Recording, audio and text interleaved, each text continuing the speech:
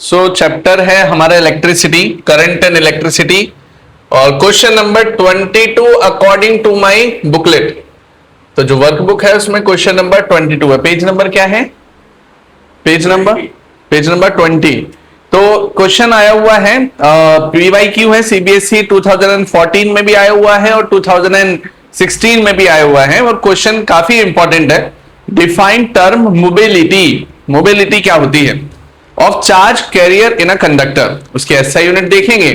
And what is the relation and relaxation time, उसके बारे में भी हम यहां पर उसका रिलेशन बनाएंगे। तो देखो question number 22, question number 22 mobility. अच्छा, ये बताएंगे कि जो मोबिलिटी का शाब्दिक अर्थ है वो क्या होगा? मतलब मोबिलिटी से आप क्या समझते हैं? फिजिक्स के अपार्ट इंग्लिश में भी अगर हम बात करें तो मोबिलिटी जो मूवमेंट थे, मूवमेंट से रिलेटेड पार्ट है कि नहीं, है ना? मोशन से रिलेटेड पार्ट है मोबिलिटी। और हम इलेक्ट्रिसिटी चैप्टर पढ़ रहे हैं तो इसमें तो इलेक्ट्रॉन की मोबिलिटी होगी, इलेक्ट्रॉन मूव करेंगे। तो अगर मैं यहां देखूं तो इलेक्ट्रॉन जब मूव करते हैं तो उनकी वेलोसिटी क्या होती है? Drift velocity. अच्छा, जो ड्रिफ्ट वेलोसिटी होती है वो किस कारण से होती है? कौन सा फोर्स लगता है जो उनको मूव करने के लिए? हाँ बिल्कुल, बात सही है, इलेक्ट्रिक फील्ड। तो कितनी इलेक्ट्रिक फील्ड देने पर कितनी मोबिलिटी हुई इलेक्ट्रॉन की, मतलब कितना मूवमेंट आया, कितनी वेलोसिटी हुई, उस रेशो के अनुपात को, मतलब उस रेशो को ही तो मोबिलिटी बोलेंगे, जैसा ना। तो drift velocity upon electric field ही मोबिलिटी होती है। चलिए ठीक है, हमने लास्ट लेक्चर में ड्रिफ्ट वेलोसिटी का डेरिवेशनल पार्ट देखा था। तो ड्रिफ्ट वेलोसिटी क्या होती है? इलेक्ट्रॉन माइनस में into electric field upon m into tau.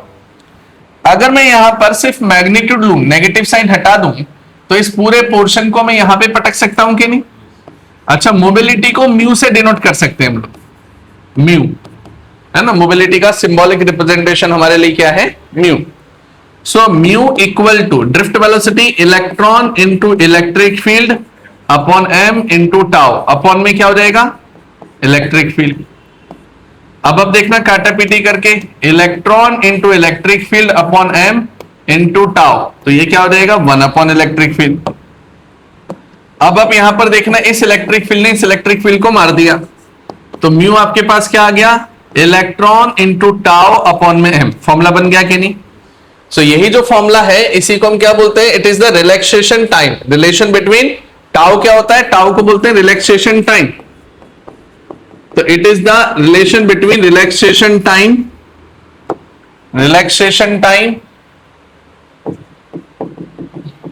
And drift velocity. ठीक है, sorry, relaxation time and mobility. Mu को हम क्या बोलते हैं? मोबिलिटी। तो सबसे पहली बात तो हमने डेफिनेशन बना दोगे कि नहीं, है ना? Mobility is defined as it is the ratio between the drift velocity and electric field. ऐसा नो, अभी ये भी बोल सकते हैं कि कितनी इलेक्ट्रिक फील्ड देने पे, how much electric field is responsible to movement of drift velocity of any type of electron. So mobility is equal to drift velocity of electron. ये हमारे पास आ गया, मतलब drift velocity upon electric field.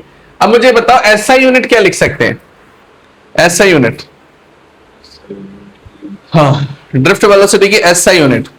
देखो जो मुझे समझ में आ रहा है, देखो इलेक्ट्रिक फील्ड का रिलेशन पोटेंशियल, क्योंकि यहां तो बैटरी लगी होगी, है ना? ये तो सर्किट के हम डायग्राम बना रहे हैं।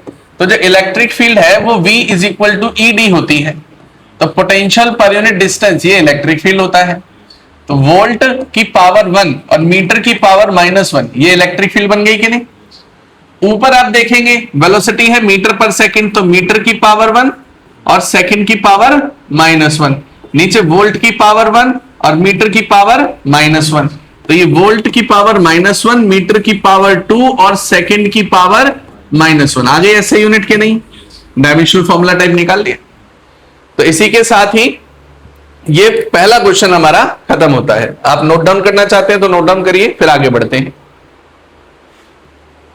सो अगला क्वेश्चन है क्वेश्चन नंबर 23, और क्वेश्चन नंबर 23 आपकी स्क्रीन पर है। How does the mobility of electron in a conductor, how does the mobility of an electron in a conductor. अब देखना, अभी अभी आपने फॉर्मूला बनाया था, देखो क्या था? Drift velocity upon electric field ही मोबिलिटी होता है, ये पढ़ा था। फिर हमने अभी भी क्या पढ़ा कि जो ड्रिफ्ट वेलोसिटी होती है electron into electric field upon M into tau upon electric field होती है, इलेक्ट्रिक फील्ड से इलेक्ट्रिक फील्ड कट गया तो इलेक्ट्रॉन इंटू टाउ अपॉन में एम आ गया। इसका मतलब क्या, इस फॉर्मूले में आप देखो वहां पे क्या बोला गया है, how does the mobility of electron in a conductor change if potential difference applied the across conductor is double. मतलब पोटेंशियल में चेंज मांग रहे हैं और चेंज के बाद हमें क्या पता लगाना, मोबिलिटी के बारे में। जब हमने इसे सिंप्लीफाई कर दिया तो क्या यहां पे पोटेंशियल V आ रहा है फॉर्मूले में, V कहां है, V वोल्ट कहां है, यहां नहीं है ना, पोटेंशियल डिफरेंस यहां नहीं है, उसी का तो फॉर्मूला बनाया सारे फॉर्मूले लगा के। इसका मतलब मोबिलिटी डायरेक्टली प्रोपोर्शनल E पर है, कांस्टेंट है, मास पे इनवर्सली है, टाउ पे डायरेक्टली है, इसके अलावा किसी और चीज पे डिपेंड कर रही है क्या। इसका मतलब वो सिंपल तौर पर हम देखें सॉरी वो सिंपली तौर पे देखें तो वोल्टेज पे डिपेंड ही नहीं कर रही। इसका मतलब मोबिलिटी पे कोई फर्क पड़ेगा क्या, वो सिर्फ मोबिलिटी का एक और पार्ट बता देता हूं, मोबिलिटी नेचर ऑफ मटेरियल और टेम्परेचर पे डिपेंड करती है बस, जो कि इन्होंने बोला है कांस्टेंट है।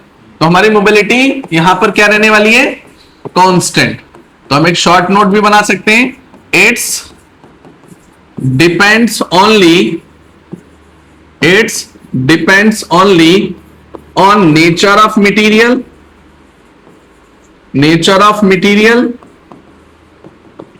and it depends only on the nature of material and temperature। Clear है। तो ये सीबीएसई 2019 में सेट 1 5511 सेट 1 में आया हुआ था। एक और क्वेश्चन करते हैं इसी के नीचे, question number 24 according to my booklet. So define electrical conductivity of the conductor and give its SI unit and on what factor it does depends। देखो कैसे लेंगे, एक होता था R क्या होता था, रेजिस्टेंस।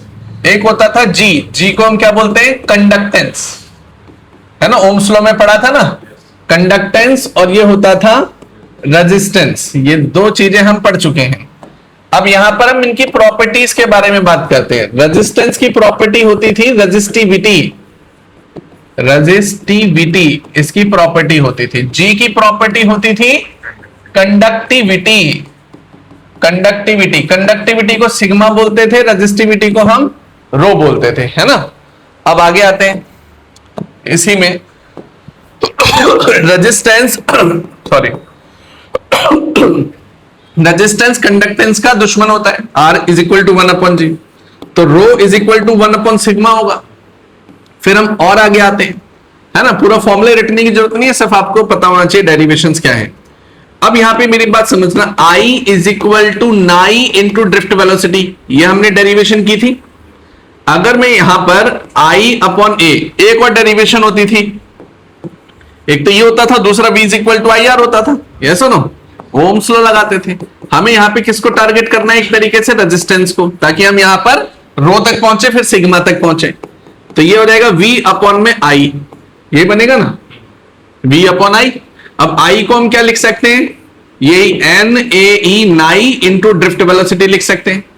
अच्छा, जो पोटेंशियल होता है वो क्या होगा, वो देखना ध्यान से।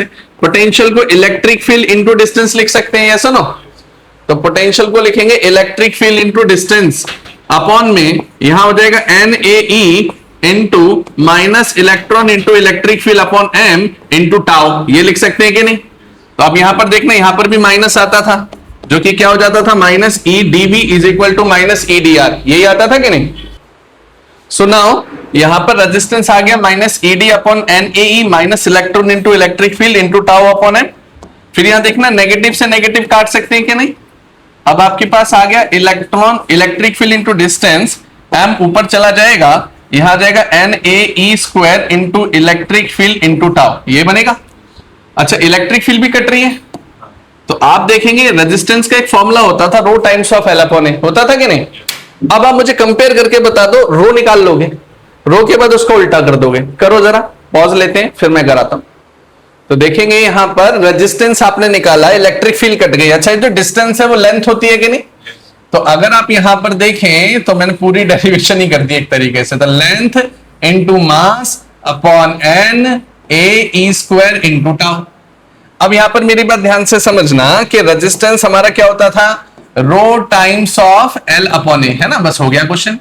ए ये रहा, लेंथ ये रही, तो इसके अलावा जो भी बच रहा है वो रेजिस्टिविटी हो जाएगा कि नहीं। तो m upon N E square into tau, N E square into tau ये बनेगा। तो m upon N E square upon tau, तो मतलब रो का रेसिप्रोकल ही तो सिग्मा होता है, तो N E square into tau upon m, answer खत्म। तो आपने पूरी डेरिवेशन यहां पे कर दी, सिग्मा ही होता है इलेक्ट्रिकल कंडक्टिविटी, ठीक है, इलेक्ट्रिकल कंडक्टिविटी। अच्छा ऐसा यूनिट तो निकाल लोगे ना, ठीक है। और कंडक्टिविटी किन किन फैक्टरों पे डिपेंड करती है? टाउ पे भी कर रही है, मास पे भी कर रही है, चलो ठीक है, ये भी लिख लोगे, ठीक।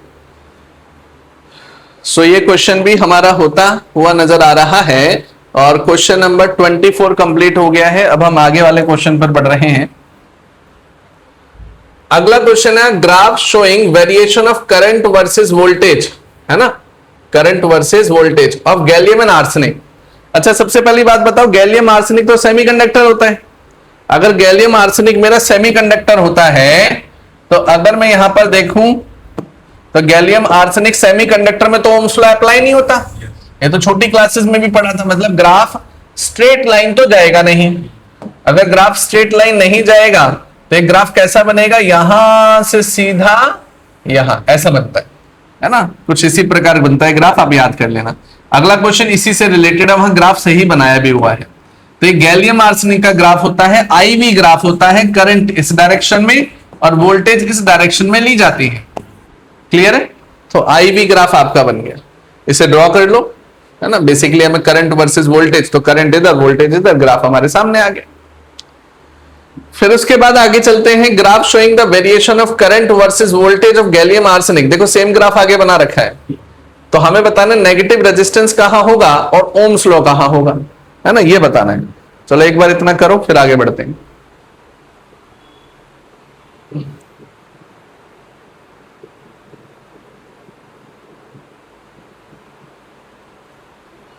हो गया इतना, ठीक है। सो अब अगला क्वेश्चन है क्वेश्चन नंबर 26। क्वेश्चन नंबर 26 अगर आप देखें तो आपको भाई गैलियम आर्सेनिक का ग्राफ दे रखा है, पूछता है कि बताओ नेगेटिव रेजिस्टेंस कहां होगा। तो नेगेटिव रेजिस्टेंस का मतलब क्या होगा, देखो जब कभी भी हम ग्राफ पढ़ते हैं, कोई भी ग्राफ ऐसा बनता था, जब आप पहाड़ के ऊपर चढ़ते हैं तो आपकी ढलान, आपकी स्लोप पॉजिटिव, जब चोटी पर होते हैं तो स्लोप जीरो और नीचे उतरते हैं तो स्लोप नेगेटिव। अब आप ऊपर देखें तो ढलान नेगेटिव कहां होगी, बी से सी पे तो पॉजिटिव रहेगी, ये डी से ई पर जब आप उतर रहे होंगे तो स्लोप क्या हो जाएगी, नेगेटिव। डी टू ई, तो जो स्लोप है वही रेजिस्टेंस होता है, तो स्लोप विल बी नेगेटिव। तो पहला तो पोर्शन ये निकल के आ गया। फिर दूसरा क्या बोलता है, where Ohm's law is obey. Ohm's law कहां पर ओबे हो रहा है बताएंगे। ओम्स लॉ का मतलब करंट जो है वो V के डायरेक्टली प्रोपोर्शनल होना चाहिए, तो करंट जो है वो V के डायरेक्टली प्रोपोर्शनल होना चाहिए। कैसे करेंगे देखना कि B इधर है और C इधर है, डायरेक्टली प्रोपोर्शनल, सीधा बनेगा ये, और तो कोई सीधा दिख नहीं रहा है ना। तो दैट मींस अगर इसको देखें तो यही B और C, मतलब करंट के बढ़ने पे I भी बढ़ रहा है। यहां थोड़ा कर्व ज्यादा है, यहां बिल्कुल स्ट्रेट लाइन सी प्रतीत हो रही है ना, अपीयर हो रही है, तो यहां पर B टू C ही हमारा क्या होगा, ओम्स लॉ होगा।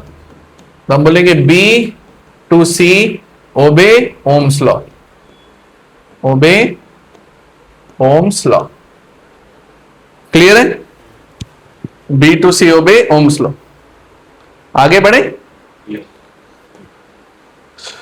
फिर अगला क्वेश्चन आता है question number 30 according to my booklet. Question number 30 आपके सामने है, टू वायर, दो वायर दे रखी हैं, तो टू वायर, एक वायर ये रही और एक और वायर इसके सामने है, लेकिन इन दोनों वायर का मटेरियल चेंज कर रखा है। पहली वायर बनी है कॉपर की और दूसरी है मैग्नीन की। तीसरा अगर यहां पर हम बात करें तो वो आगे क्या बोलता है, सेम रेजिस्टेंस है, दोनों का रेजिस्टेंस सेम है और इक्वल थिकनेस है, मतलब थिकनेस मतलब डायमीटर बोल सकते हैं, दोनों का डायमीटर मतलब एरिया ऑफ क्रॉस सेक्शन दोनों का सेम है। चलो ठीक है, ये भी बात हमने समझ ली। अब देखना wire, which wire is long, ये मुझे बताना है। तो कैसे बताएंगे, लेट्स सी कि जो मेरा रेजिस्टेंस होता है उसका फॉर्मूला होता है रो टाइम्स ऑफ एल अपॉन ए। अब आप देखना यहां पर इसने क्या बोला, लेंथ कांस्टेंट नहीं है लेकिन एरिया कांस्टेंट है, और मटेरियल कांस्टेंट नहीं है। दूसरा रेजिस्टेंस भी कांस्टेंट है ना, रेजिस्टेंस भी कांस्टेंट है। तो ओवरऑल देखा जाए तो रेजिस्टिविटी है ना इनटू लेंथ, ये दो चीजें हैं जो दोनों में बदल रही हैं। और एरिया भी कांस्टेंट है, रेजिस्टेंस भी कांस्टेंट है, दोनों मल्टीप्लाई भी हो गए तो भी कांस्टेंट ही टर्म देंगे। इसका मतलब रो इंटू एल मिलकर क्या बन जाता है, कांस्टेंट पार्ट बन जाता है। इसका मतलब रेजिस्टिविटी लेंथ के इनवर्सली प्रोपोर्शनल हो गई। इसका मतलब हुआ रेजिस्टिविटी ने लेंथ के साथ दुश्मनी कर ली। रेजिस्टिविटी बढ़ेगी तो लेंथ घटेगी, और रेजिस्टिविटी घटेगी तो लेंथ बढ़ेगी। अब यहां ध्यान से देखना, रेजिस्टिविटी ऑफ कॉपर और रेजिस्टिविटी ऑफ मैग्नीज है ना, कौन सा ज्यादा होगा। अच्छा, इतनी जानकारी तो हमें होती है ना कि हम अपने घरों में जो तारे यूज करते हैं वो किसकी तारे यूज करते हैं, कॉपर की। क्यों करते हैं, क्योंकि उसमें रुकावट सबसे कम होती होगी करंट की, तो रेजिस्टिविटी सबसे कम होगी। तो कॉपर में रेजिस्टिविटी कम होगी, मैग्नीज में ज्यादा होगी, तो लेंथ उसके अपोजिट हो जाएगी कि नहीं। तो हमारा फाइनल आंसर क्या होगा कि length of copper wire is greater than length of manganese wire. Yes और no, clear. So question number 30 के बाद अब मैं आपको लेके चलता हूं एज इट इज एक क्वेश्चन है, क्वेश्चन नंबर 31। क्वेश्चन नंबर 31 आपके पास कुछ वैसा ही है जैसा हम पहला कर रहे थे। इसने बोला दो वायर हैं, टू वायर, वन इज मैग्नीन, एक वायर है ये मैग्नीन की है, और दूसरी जो वायर है वो कॉपर की बना दी गई है। ये वायर जो है कॉपर की है, हैव इक्वल लेंथ, दोनों की लेंथ बराबर है और दोनों का रेजिस्टेंस बराबर है। Which one of these wire will be thicker, कौन सी वायर थिकर होगी वो बताना। थिकर मतलब area of cross section constant नहीं है। तो देखो रेजिस्टेंस का फॉर्मूला क्या होता है, रो टाइम्स ऑफ एल अपॉन ए, यही होता है। अगर मैं यहां पर बात करूं तो रो कांस्टेंट नहीं है, एरिया कांस्टेंट नहीं है, लेंथ को कांस्टेंट बोल दिया और रेजिस्टेंस को कांस्टेंट बोल दिया। तो आप देखेंगे रेजिस्टिविटी अपॉन एरिया ये किसके बराबर हो गया, कांस्टेंट टर्म के बराबर हो गया। यस और नो। अगर आप यहां देखें तो इसका मतलब तो ये होगा ना resistivity directly proportional to area हो रही है, क्योंकि एरिया उधर जाएगा। तो इसका मतलब रेजिस्टिविटी बढ़ी तो एरिया भी बढ़ेगा, रेजिस्टिविटी घटी तो एरिया भी घटेगा। यस और नो। अब देखना which one of the part will be thicker, which one of this will be thicker. अगर देखो रेजिस्टिविटी का के बारे में हमें जानकारी है कि कॉपर की ज्यादा रहती है, रेजिस्टिविटी कॉपर की ज्यादा रहती है, और रेजिस्टिविटी कॉपर की ज्यादा रहती है। दूसरा हमारे पास क्या आ रहा है, मैग्नीन की कम रहती है। तो रेजिस्टिविटी कॉपर की ज्यादा, मैग्नीन की कम, तो एरिया ऑफ क्रॉस सेक्शन भी कॉपर का ज्यादा रहेगा और मैग्नीन का कम। आंसर कर क्लियर है। सो ये भी समझ में आ गया। अच्छा, नीचे वाला क्वेश्चन नंबर 32 ये आप करेंगे अपने आप, है ना, सेम ऐसे ही है। फिर हम आगे वाले क्वेश्चन पे बढ़ेंगे।